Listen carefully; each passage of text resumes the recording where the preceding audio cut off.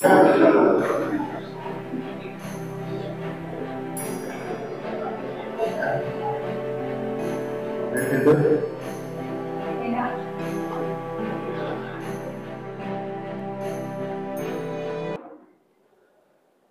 नमस्कार.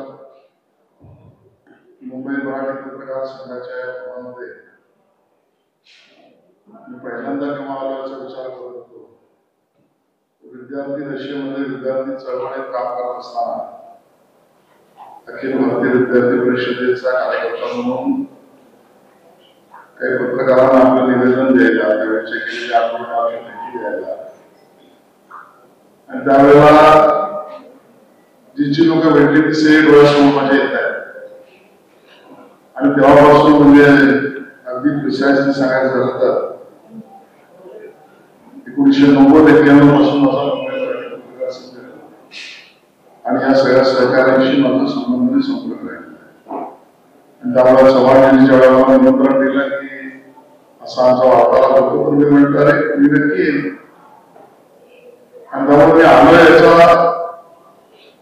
विषय माझ्या डोक्यात मी ठरवून ते बोलण्यासारखं आलं. गप्पा म्हटलं, गप्पांमध्ये प्रश्न आले, जे उत्तर आले त्याच्यावर काही नाही विश्लेषण करणारा तुम्ही मोकळे, काही शिकायला मी मोकळा, या पद्धतीच्या कल्पनेने मी आलो. पण आता सुरुवातीला मंडळींनी सांगितलं की तुम्ही काही मिनिटं तुमची भूमिका मांडा. म्हणून मला असं वाटतं की दोन पद्धतीने अगदी थोडक्यात मी माझं मत त्या ठिकाणी मांडतो.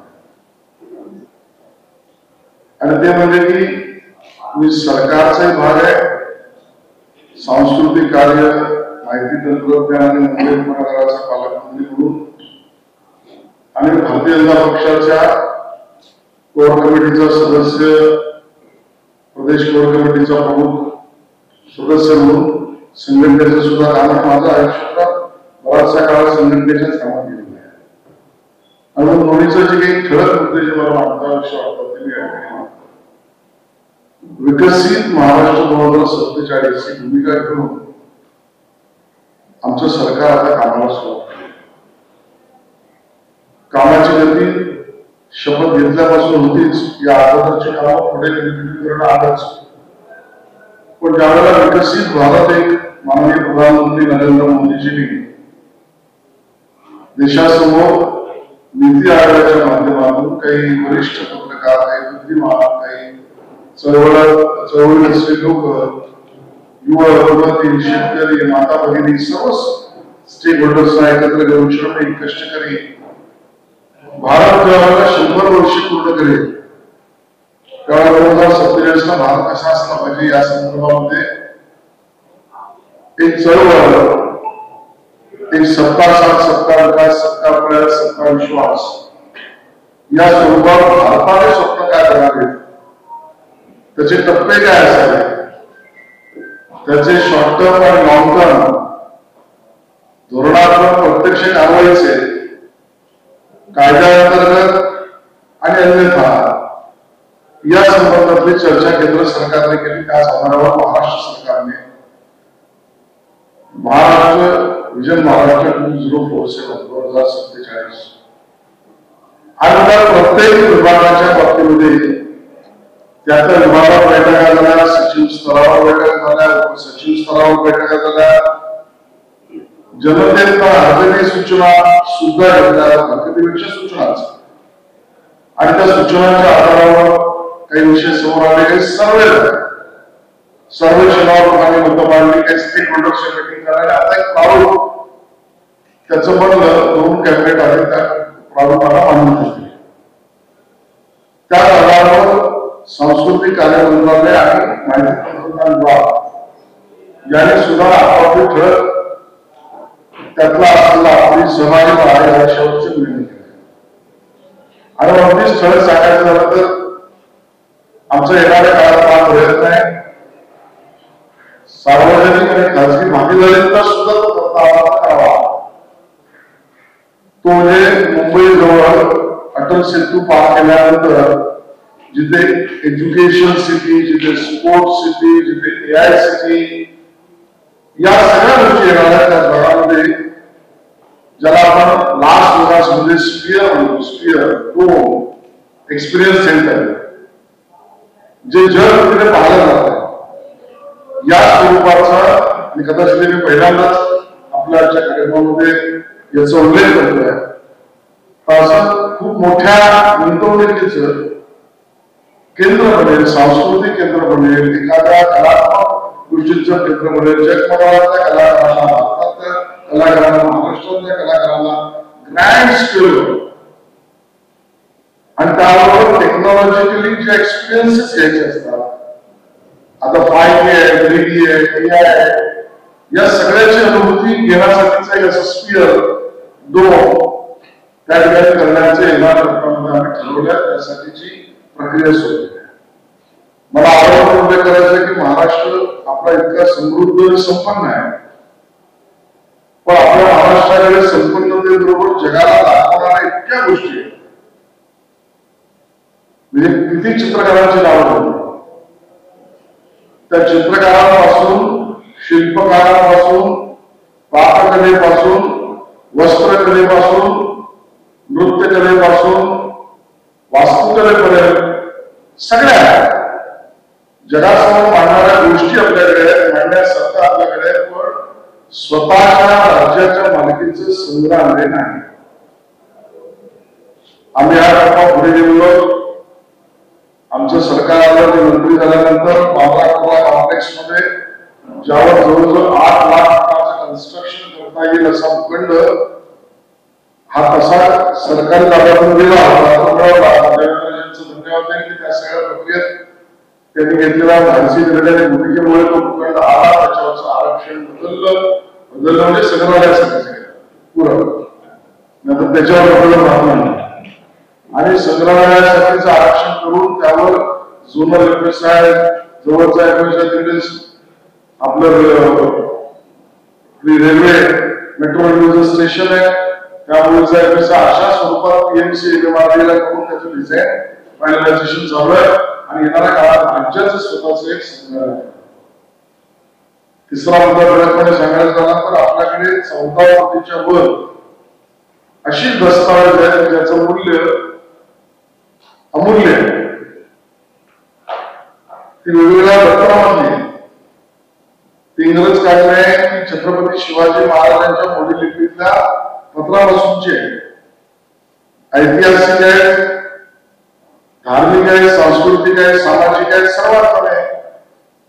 हे दस्तावेज आहेत, त्या सगळ्यांचं आपण आता संरक्षण जतन आणि डिजिटलायझेशन करतोच आहे. पण आपल्याकडे अभिलेखा भवन हेजिटरीज म्हणूनची महाराष्ट्र सरकारची नाही.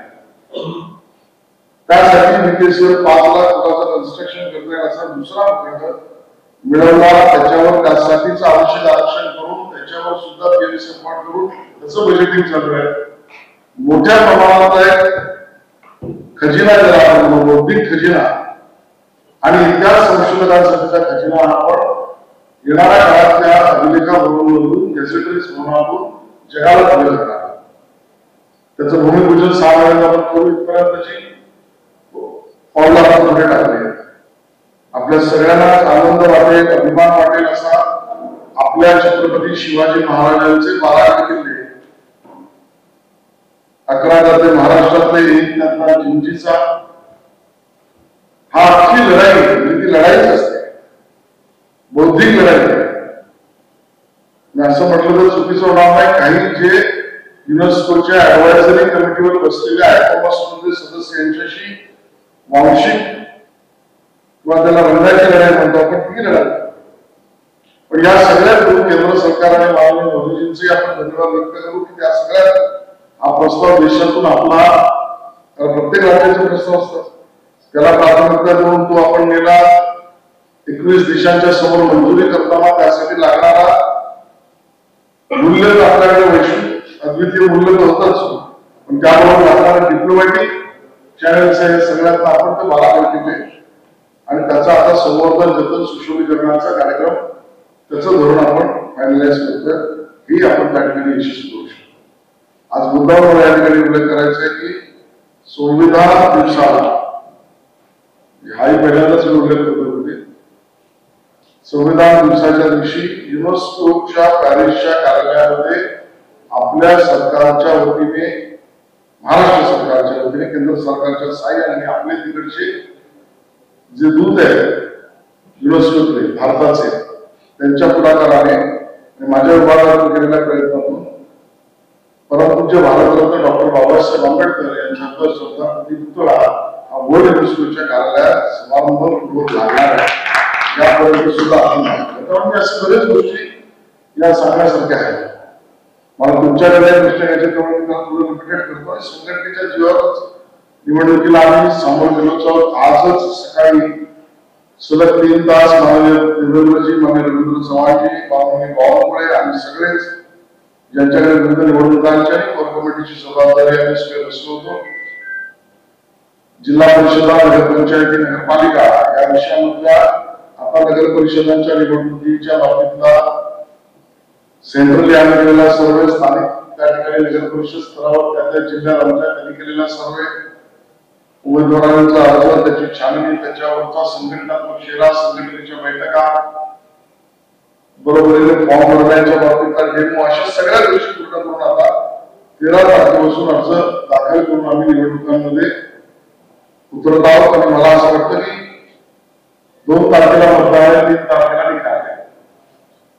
आणि त्यामुळे 3 तारखेचा निकाल 3 डिसेंबरचा असल्यामुळे मी पूर्णपणे शाश्वत आहे की विरोधकांचे, महाविकास आघाडीचे 13 वाजता आणि 2 ला इलेक्शन असल्यामुळे आमची मतं डबल होती. मला वाटतं मला बोलायचं एवढं गरज आहे. तुमच्या विचारांसाठी खात्री होती का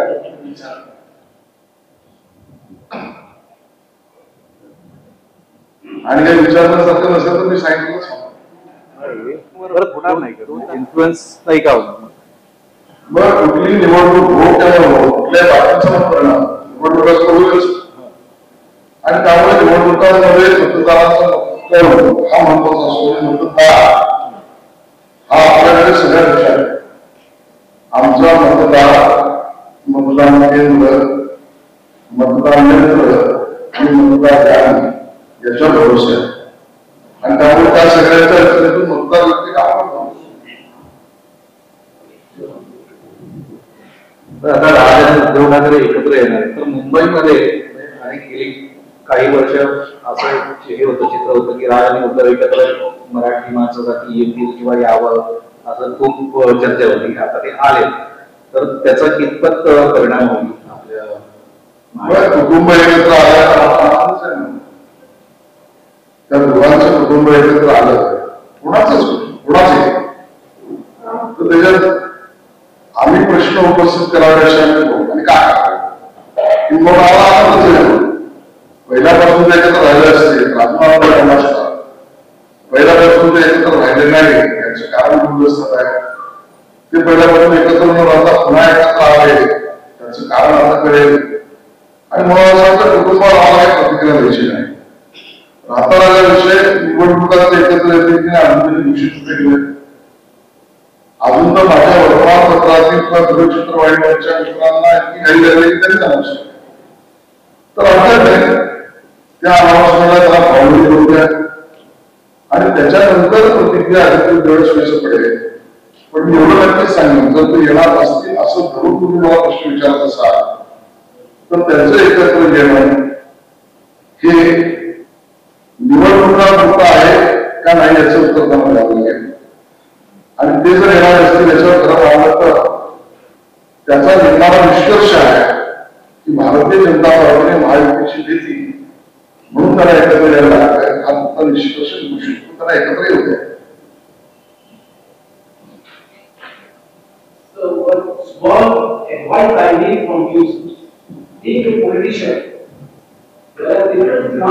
Such a political question. We talk about person.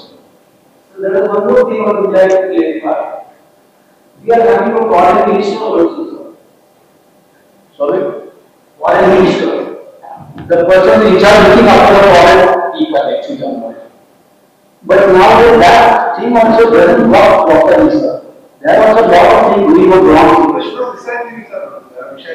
महाराष्ट्राच्या निवडणुकीच्या प्रश्न पार्लमेंटमध्ये चर्चा करून तुमच्या सूचना मुंबई प्रश्न असा आहे की मुंबईचा महापौर कोणाचा माझ्यासाठी उत्तर स्पष्ट आहे. मुंबईकरांचा कलही स्पष्ट आहे. मुंबईकरांचा कल लोकसभेत झालेल्या मतदानात महापालिका मतदानाचा रिझल्ट जर आपण मॅप केला, विधानसभा निवडणुकीमध्ये महापालिका वर्षात निवडणुकांचा निर्णय मॅप केला आणि आताच असलेलं मुंबईकरांमध्ये चर्चा, वातावरण, सर्वेक्षण आणि विरोधकांची होणारी पडताळणी या सगळ्याचा निष्कर्ष एकच आहे की महायुतीचा महापौर होईल. याच्याविषयी वेगळं काहीही होऊ शकत नाही.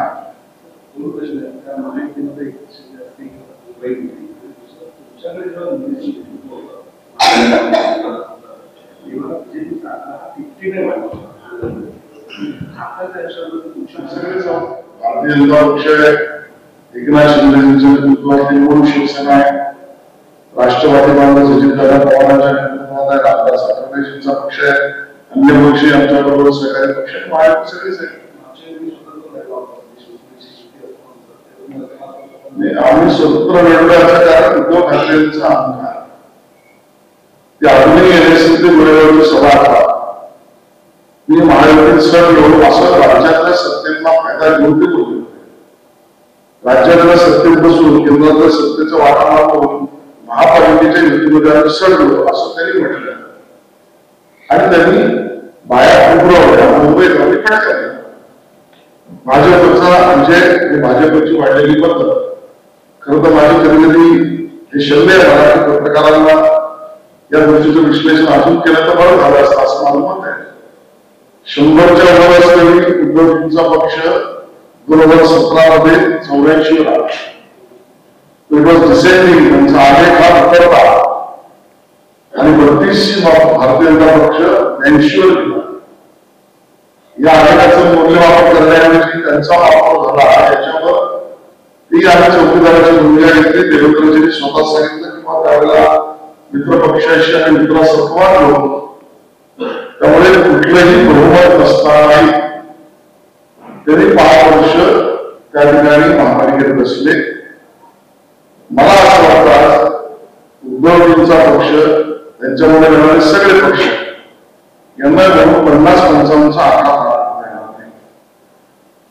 माझ्याबरोबर कार्यकर्ता कार्यकर्ता म्हणून आमदार म्हणून मंत्री म्हणून निवडणुकीतला प्रचार म्हणून निवडणूक प्रमुख म्हणून जे काम मला पक्ष देईल मग सगळे पद्धतीने आंदोलन जाणून पुढचा वर्ष तुमचा आहे ह्या सगळ्यात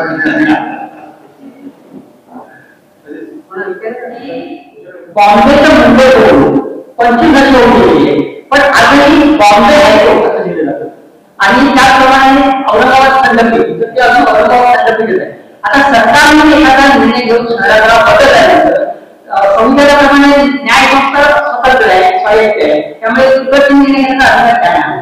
परंतु तरी सुद्धा की इतकी वर्ष सरकारने नाव बदलून सुद्धा त्या ठिकाणी ते नाव बदललं जात नाही आणि हा मुंबई हा महाराष्ट्राचा अतिशय विषय आहे की बॉम्बेच्या मुंबईच्या यासाठी खूप सगळ्या इकडे आता सुदैवाने आपले सरन्यायाधीश त्या ठिकाणी आहे. आता तुम्ही सरकारला म्हणून आहे पण भूषण गवई सरन्यायाधीश आहेत आपल्या महाराष्ट्राचे आणि त्यांचे वडील राजू गवई हे विधान परिषदेची सभापती काम बघितलंय की अस्मितेसाठी अत्यंत जागृत आहे. म्हणजे ती सभापती त्यांचे तिरंगा आहे आणि जर त्यांच्या हातात त्यांनी ठरवलं आणि केंद्रामध्ये पण भाजप सरकार आहे त्यामुळे जर मोदीजींनी त्या पुढाकार घेतला तर आपण पुढाकार घेऊ तर त्यांनी हे बदल होतो आणि त्याची इतिहास म्हणून तर त्यामुळे तसा तुम्ही काय प्रयत्न करायला तसंही करून ते बॉम्बे हायकोर्ट मुंबई किती सगळं आखी मुंबई परदेशीला मुंबई होतात आपल्याकडे बॉम्बे हायकोर्ट तर याच्यासाठी म्हणजे 23 तारखेला असं तुम्ही करू शकता तर तसं तुम्ही गवईला तिकडे आहे आणि त्याच्यानंतर दुसरे कोण आले त्याबद्दल तेवढी आत्मीयता असण्याची शक्यता नाही. तर त्यामुळे ते असताना त्यांच्या ज्ञानाकडे व्यवस्थित काम करत तर असं आपण त्यासाठी प्रयत्न करायला अतिशय लांबलेल्या प्रश्नाचा आम्ही त्यासाठी आग्रह करू.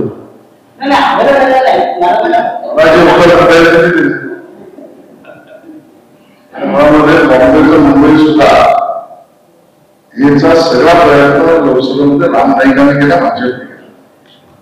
जे अस्मितेच्या नावावर निवडणुकात आणि लोकांसमोर जातात त्यांचं याच्यात कॉन्ट्रीब्युशन काय आहे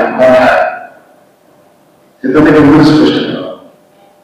वंदे मातरम राहिलं पाहिजे हे भारतीय जनता पक्षाचं रामभाऊंनी केलं, मुंबईचा आग्रह राम नाईकांनी केला आणि त्यामुळे मुंबई रोजगार या सगळ्या अस्मितेच्या महत्वाच्या मराठी माणसाच्या खिशात सुद्धा भारतीय जनता पार्टीच राहिली. जे याच्यावर अस्मितेचं राजकारण करतात त्यांना आमचा खडा सवाल आहे, तुम्ही 5 आमदार केले. अस्मितेच्या मुद्द्यावर उचलाय प्रश्न त्याच 2-3 दिवसापासून चर्चेला येते. गेली वर्षभर महाराष्ट्रात राजकारण आरक्षणाच्या मुद्द्यावर होऊ दिसते आणि आत्ताच परत पवारांनी त्याला विधान केलं की नगराध्यक्ष पदाचा उमेदवार जे ओबीसी सर्टिफिकेट घेऊन घेतलं की 10 आरक्षण वेगळे असेल तर तिथे आम्ही कन्सिडर ओबीसी आता नवीन काम केलं गेलं किंवा ओबीसी सर्टिफिकेट घेऊन आलं त्याला आम्ही देणार नाही. परत एकदा जातीच्या तत्वाने महाराष्ट्रात हा एक भाग. दुसरा, महाराष्ट्रातल्या राजकारणामध्ये गरज म्हणजे आपण तुम्हाला बोलून तो प्रश्न विचारतो. ऑलिम्पिक संघटनेची नुकतीच निवडणूक झाली त्याच्यामध्ये महाराष्ट्राचं राजकारण वेगळ्या अस्मितेकडे घेऊन गेलं. म्हणजे तुमचे एक राज्यामध्ये पूर्ण एका वेगळ्या प्रकरणामध्ये प्रचारावर लागले आणि आता उपमुख्यमंत्री अजित पवार वेगळ्या प्रचारावर आणि अजित पवार कुठलीही निवडणूक आली की महाराष्ट्रात करण्याचा प्रयत्न होतोय. नेमकं कोण करायचं मला याची माहिती नाही, याच्यात पण स्पष्ट करते. दुसऱ्या पद्धतीने माहिती मी सांगतो. त्यामुळे कोण बदनाम करत असल्याची दादाची माहिती असते तर मुख्यमंत्र्यांना सांगतील, सार्वजनिक नेते कामात पण सांगतील आणि त्यामुळे त्याच्यावर मुख्यमंत्री बोलत नाही करतील.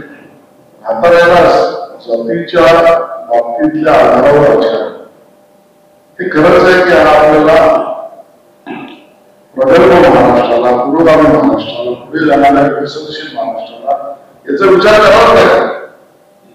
मला पण आपल्या हाताने घटक नाही, कोण कोणाशी केव्हा बोलले असेल तर मला द्यायचं नाही. त्या माझ्या व्यक्तीवर आला भूमिकेवर आला. मोठे नेते पुण्याला जाते आणि मग सांगतील की आता फक्त हीच पगडीच आहे, ही पगडी चालणार नाही. ही जाती बाबतीच्यावरची भाषा. मोठे नेते त्यांच्या सरकारच्या काळात आंदोलन राजू शेट्टींनी केलं शेतकऱ्यांचं, तर आता जय नावाला शेती शिकवणार का असं वाटतं. मला मिळालं सरकारमध्ये बसलेल्या मुख्यमंत्र्यांवर तुम्ही जरूर प्रश्न उपस्थित करा, काही सवाल उपस्थित करा. मुख्यमंत्री देवेंद्रजी तर या सगळ्या पेक्षा भरोसा करणारच आहे, लोकशाही प्रक्रियेवर उत्तर देणारच आहे. पण आता पेशवाई आहे का असा उल्लेख करा. कुठेतरी या गोष्टीचं आत्मचिंतन त्या मोठ्या की आपण ज्या सगळ्यामध्ये ठरवलेला कशाच्यावर काय भूमिका म्हणतो. आपला महाराष्ट्र इतका प्रगत आहे, संपन्न आहे, समृद्ध आहे, पुरोगामी आहे, पुढचा विचार करणार आहे आणि या सगळ्यांमध्ये मतदार म्हणून विचार करायच्या ऐवजी आपण त्यांच्या जातीवर विचार करतो. त्याचा आता घर केला तो राज ठाकरे यांनी मोर्चात आणि मनसेनेने उद्धवजींच्या शिवसेनेने आम्ही कुठला धर्म, जाती, भाषा, भेद आमचा मुद्दाच नाही. सबका साथ सबका विकास आहे. त्यांनी मांडलेल्या भूमिकेवर प्रश्न किंवा त्यांनी केलेल्या निर्माण केलेल्या परसेप्शनवर सवाल. मग तुम्हाला विभाग मतदार हेच बोगस मतदार आहे. आम्ही कुठल्याच विभाग मतदाराला समर्थन नाही करत, पण त्यात तुम्ही नावं राज ठाकरेंना आमचा सवाल आहे की भोई पाटील हेच नाव तुम्ही देता. तुम्ही ठरवणे बाळगलेले दिग्भर म्हणून टेम्पो आणू शकता आणि त्यामध्ये मराठी, भूमिपुत्र, हिंदूच नाव. काल त्यांचे मुंबई पदाधिकारी त्यांनी सुद्धा नावं दिले की हिंदू माणसाचीच. मी काही तुला धर्माविरुद्ध बोलत नाही. का तुम्ही सर्वसाधारण बोलत नाही? सर्वसाधारण काय बोलत तुम्हाला गणेश मंत्रच दिसतं. मी असं नाही म्हणतो तुम्ही धर्माचा बघा मुस्लिम धर्मांची तुम्हाला का बोलत नाही. आणि त्यामुळे जाती आता मतांसाठी इतक्या त्रास लागला आणि म्हणून मतदार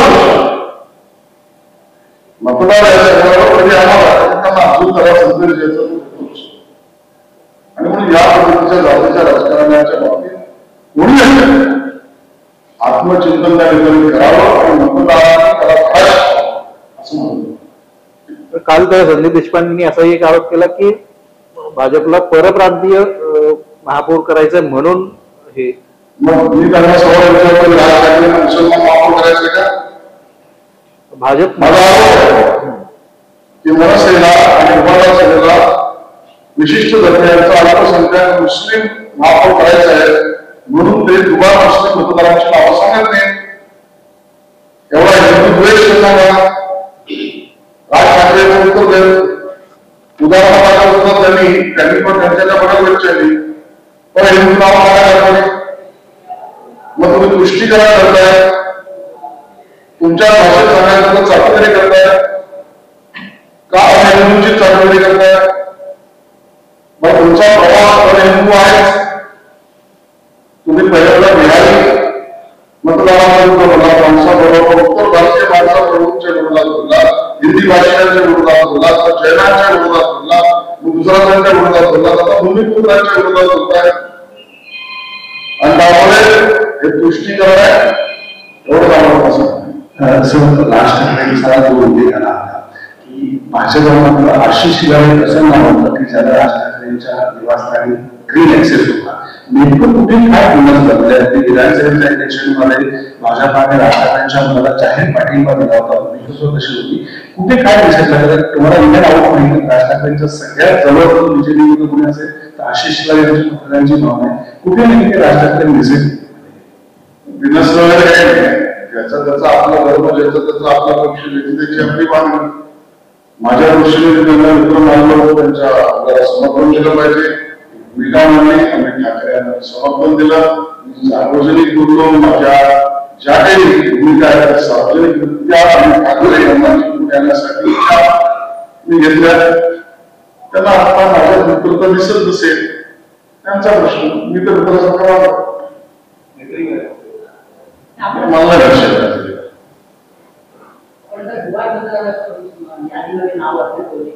एक मुद्दा कोण लक्षात देत नाही की हाताला शाई नावं जाते 10-15 जात असं असतं तर ती फक्त नावं किती असते. माझ्याकडे 3 वॉर्डमध्ये नावं लागतं, इतकं मी मतदान करते 3 वॉर्ड कसं मतदान करणार. त्यामुळे गिरिजाला इथे कर्मचारी असतात ते शाही बघणार असतात हाताची. त्यामुळे ती यादीत 4 वेळा नावं मी 4 वेळा मतदान करू शकेल कसं होतं. हा मुद्दा कुठेच मांडला नाही. तर महाविकास आघाडीमध्ये बघितलं गेलं तर राज ठाकरेंकडे राजकीय युती झाली नाही. दुसरीकडे काँग्रेसने एकला विरोध नाराज दिला राज ठाकरेंना ऍक्सेप्ट करणार. या सर्व गोष्टींचा फायदा म्हणून महायुतीला होईल. मला असं वाटतं की ते सगळेच ते विश्लेषण करतात कोण कोणाबरोबर त्यांच्यातच स्पष्ट नाही. आमच्याकडे स्पष्टता आहे आणि त्यामुळे असं म्हणे मुंबई वृत्तपत्रांनी म्हणे धावपळ आणि जो तो किमान आपली मतं तरी करू या मतं टिकवण्याच्या साठीची असलेली घाबरूनची धावपळ आहे. समजा काँग्रेसची भूमिका घेत असेल तर काँग्रेस आपण मतं तरी करू यासाठी भूमिका घेतल्या काय प्रश्न आहे. त्या ठिकाणी मनसे आणि शिवसेना समजा एकत्र येत असेल आपल्याला विषय नाही तर किमान आपण वगैरे मदत करू. आणि म्हणून जसं जंगलामध्ये सुनामी आल्यावर बाकीच्या पक्षांची पाण्याची पळापळ होते तशी भूमिका मुंबईच्या निवडणुकीमध्ये मला दिसतंय. महायुतीची सुनामी आहे, यांची पळापळ पडलेल्या आपापली घर सांभाळायला पळत आहे. याच्या पलीकडे विश्लेषण मला काय दिसत नाही. मध्यंतरी असं म्हणाले होते की महायुतीच्या हातात बीएचची सत्ता राहणार तिजोरीमध्ये कडकडा करून गेलाय. जेवढं आम्ही सगळं साठवून ठेवलं तेवढे सगळं पूर्णपणे तिजोरी उभी करून वेगळा नाही करतात. त्याच्यावर तुमचं काय चोर मचायला कारण ज्यांनी आपली तिजोरी खाल्ली हो यांनी कशात काय खाल्लं. महापालिकेतून 10 वर्ष काम केलं. महापालिकेत 10 वर्षांनी काम केलं. मुंबईत निवडून आलेला चौथ्यांदा म्हणजे गेली 24 वर्ष सातत्याने मुंबईकरांच्या आशीर्वादावर तेवढ्या इलेक्शन आदित्य ठाकरे लढले आणि म्हणून आदित्य ठाकरेंसाठी उत्तर असं नाही यांनी मैदानात खाल्लं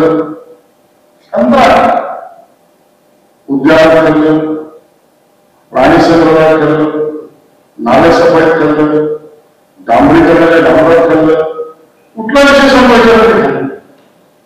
आणि म्हणून ज्याने निकृष्ट सेवा देऊन भ्रष्टाचाराची गंगामध्ये आता किती लोक आत गेले, किती लोक काय त्या निवडणुकीत खिचडीमध्ये पण बॉडी बॅग मध्ये मरणानंतर सुद्धा जे बॉडी बॅग करतात त्यात सुद्धा म्हणून म्हटलं शोर बोचाय शोर या अर्थात सुद्धा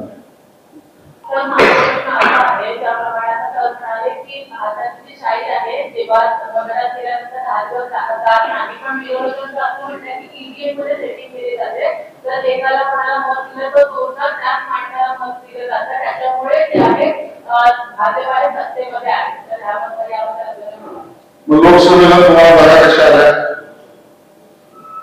ईव्हीएम मध्ये गडबड आहे, मतदार यादीमध्ये गडबड आहे. हा प्रश्न उपस्थित तोच करू शकतो जो या ईव्हीएम मधून आणि मतदार यादीतून आलेल्या निवडणुकीच्या निकालावर अविश्वास ठेवेल.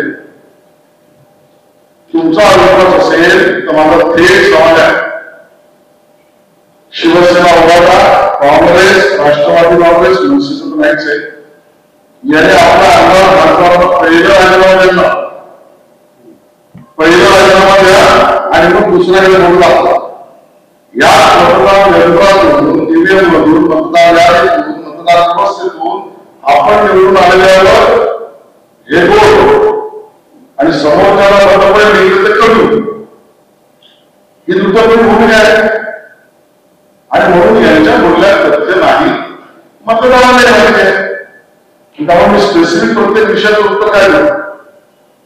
आज मत चोरी झाली असं म्हणण्याचं तुमचं मोर्चा काढावी, त्या महेश सावंतच्या घरावर मनसेने मोर्चा काढावा की आम्ही भाजपचा बरोबर गेला, कोणी जिंकला, उभा राहा, मत चोरी माझी केली असं म्हणायचं म्हणावं. अजय चौधरीच्या घरावर मोर्चा काढावा, मनसेने माझी तुम्ही लोकांची तू केलीस, तू निवडून आलास, किती उदाहरण. आदित्य ठाकरेच्या घरावर राज ठाकरेच्या बरोबरचे मोर्चा काढावा, संघटनेत राज ठाकरेंच्या काढावा मोर्चा की बाबा कसे निवडून आला, आमची मतं चोरली. आणि त्यामुळे मतं चोऱ्या मुद्द्याने, मतदार जातीय मुद्द्याने हा काही विषय मुद्दा आहे, ते परंपरा त्याच्यावर तक्रार आम्ही करतो.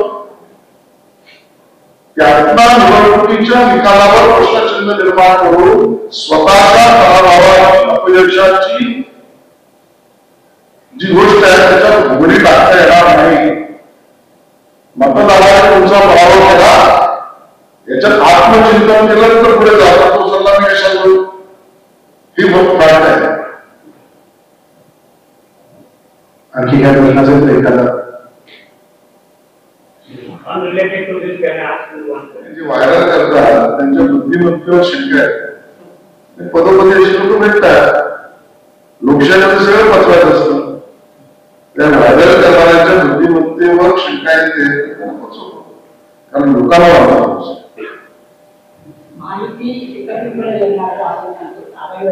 पण प्रत्यक्षात प्रत्येक जिल्ह्यामध्ये वेगवेगळी भूमिका करायची दिसते आणि मतभेद असतात की म्हणजे ते मतभेद जास्त पुढे जातात. म्हणजे एकदा भाजपची भूमिका काय कन्फ्युजन सरळ झालं, त्याच्यामध्ये असं होऊ नये यासाठी माहितीचे सगळ्या पक्षाने एकत्रितपणे महायुती म्हणूनच एकत्र भूमिका आहे. भूमिका देवेंद्रजी, एकनाथ शिंदेजी, अजितदादा पवार आणि रामदास आठवलेजी हे ठरवतील ती माहितीची भूमिका आहे. स्वाभाविक आहे कार्यकर्त्यांना आपला पक्ष वाटला पाहिजे, ते वाटणं स्वाभाविक आहे ना. त्यामुळे उदाहरण काढता आलं काय नाही, बरोबर आहे. अंतिम निर्णय चार नेते म्हणून करणार आहे आणि त्यातही एकनाथजी काय देवेंद्रजी म्हणाले की जिथे विरोधकांना फायदा होणार नाही तिथे आम्ही वेगवेगळी भूमिका घेतली, पण दोन्हीकडे चौघे असून ठरवणार नाही. ठीक आहे, मी म्हणतं का माहिती सर्व व्यवस्थित आहे, परंतु अनेक उदाहरणं बघितली तर पालिकेला बघितलं एकनाथ शिंदेचा, तिथे गणेश नाईकांची भूमिका आहे ती कुठेतरी खटकते. कल्याण बोललं गेलं तर तिकडे रवींद्र चव्हाण यांची काही सुरू आहे. वक्तव्य कधी आपण वक्तव्य प्रत्येकाला आपला पक्ष वाढला पाहिजे वाटतं स्वाभाविक आहे. त्यासाठी त्याचे प्रयत्न त्याचा पक्षाचे असणं हे स्वाभाविक आहे, नैसर्गिक आहे, त्याला काढले पाहिजे, पण अंतिम निर्णय सोबत घेतले. सर एक शेवटचा प्रश्न आणि यावर करू शकता विनंती आम्हा सगळ्या मराठीकडनं आहे. प्रत्यक्ष नरेंद्र मोदींनी ज्ञानेश्वरीचा पसायदानामध्ये वारंवार जागतिक व्यासपीठावर केलाय. आम्ही पत्रकार ऑलिम्पिक निमित्त पॅरिसमध्ये होतो, फ्रान्समध्ये होतो. पॅरिसमध्ये जी जगातली सर्वोत्कृष्ट अशी लायब्ररी आहे तिथे जगातल्या सगळ्या पत्रकारांची पुस्तकं आहेत, पण ज्ञानेश्वरी तिथे नाहीये.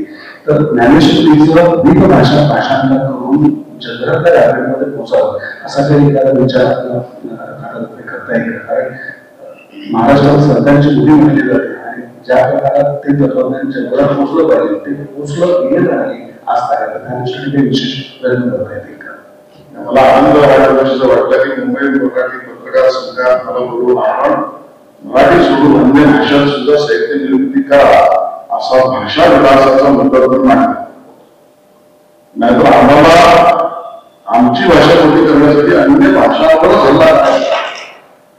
यापेक्षा आपल्या भाषेतलं तत्वज्ञान साहित्य जगभरात कसं जाईल, अमराठी माणसात सुद्धा कसं जाईल आणि अहिंदू भारतीयांकडून कसं जाईल याचा जर मुद्दा म्हणला त्याचा मला खूप आनंद वाटला. आणि नॉर्मली या विषयामध्ये हे 750 वर्ष संत ज्ञानेश्वरांच्या जन्मजयंतीचा एक 6 महिन्याचा पूर्ण कार्यक्रम आम्ही ठेवलेला संस्कृती कार्य विभागाकडून आणि वेगळा मराठी भाषेला महाराष्ट्रभर आम्ही कार्यक्रम करतोच आहे. ज्ञानेश्वर ज्ञानेश्वरी साहित्य आणि पर्यावरण आला, पाणी आत्मिक शोध आला, त्याच्यामध्ये आध्यात्मिक चिंतन आलं, साहित्यिक मूल्य आलं, सगळं झालं. या सगळ्या 6 महिने भरभरचा कार्यक्रम पूर्ण राज्यामध्ये करतो आणि देशातील सगळ्या राज्यात ज्ञानेश्वर ज्ञानेश्वरी आमच्या याचे राज्यात कार्यक्रम सांस्कृतिक आम्ही करतो. तेवढंच नाही, अमेरिकेतला स्टॅनफोर्ड युनिव्हर्सिटीशी आम्ही चर्चा करतोय की ज्ञानेश्वरी अमेरिकेतला स्टॅनफोर्ड मध्ये